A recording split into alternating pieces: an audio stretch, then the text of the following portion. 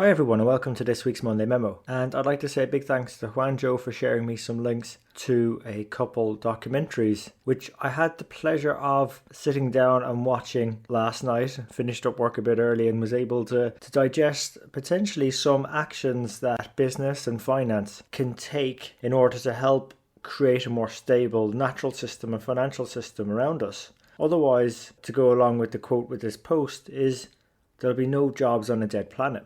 And what I'd like to share with you today is just some of those key thoughts from those documentaries. And the first one, when you step back and try and appreciate it, is our economic system is actually underpinned by the natural world we live in and the resources and the stability it provides us, but we often take it for granted. How much in our economic studies or finance or accounting studies did we ever really stop to think, what is this system we work in actually based upon? It is actually based upon our natural systems. And as much as the thinking on the documentary was very much towards doing something about it, I did think they had a fair point in that we probably weren't doing as a profession a good a job as distinguishing between good and bad growth opportunities.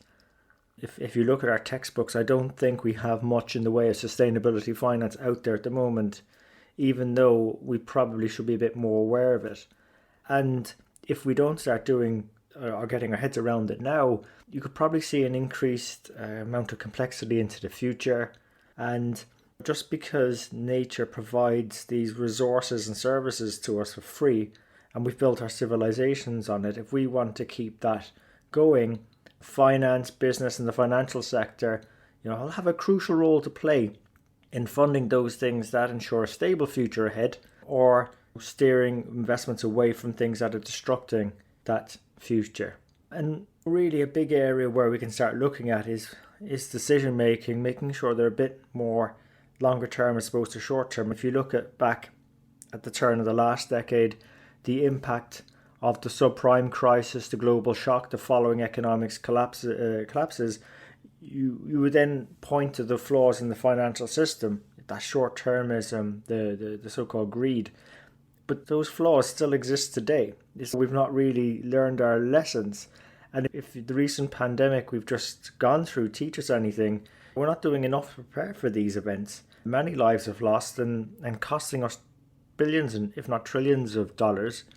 And we should be expecting more of these high impact shocks to our financial systems and our businesses. If we don't start doing anything about it now, unlike these pandemics, we can't isolate ourselves from those effects. And more concerning, if it goes past the point of no return, our businesses, our jobs, careers and everything cannot be rebuilt. So one of the documentaries, Our Planet Too Big to Fail, was really about 5 actions that we can take over the next 10 years to have a more stable future and a more stable financial system. And I'm not going to go through all of them here. But the first one, and I think very much resonates with what we do in accounting and finance, is to understand and minimize our risks and understand where we can prevent those impacts from the global shocks from happening, and having transparency in all the risks. A simple example is if sea levels continue to rise, then those people with operations or properties or investments, say on the various coastal areas, the value of those properties investments will drop. So let's start taking some action now. And really that was the point of Mark Carney, the former governor of the Bank of England, and I think of the Canadian Bank, was the biggest risk is actually inaction today. So I think a good area for us to focus on is to improve our risk management, understanding and transparency, and it will involve thinking ahead, thinking things through, coming up with mitigation plans and prioritizing investments in the right way. Another point that was made of the 5 that really resonated with, I think, what we're trying to do in our profession now is consider all stakeholders in decision making. Because whatever way you look at it, humanity is starting to care more deeply about our planet. If you look at the older generation, so our grandparents, you've got their granddaughters or grandsons coming to them, asking them what are they doing to provide a better future for them to grow into? What decisions are they taking? If you look at pension products and investments there, the younger generation aren't going to appreciate the older generation not questioning investments made in areas that could be perhaps destroying their natural environment and not providing much of a world for them to grow up into. So you've got investors putting pressure to make better decisions.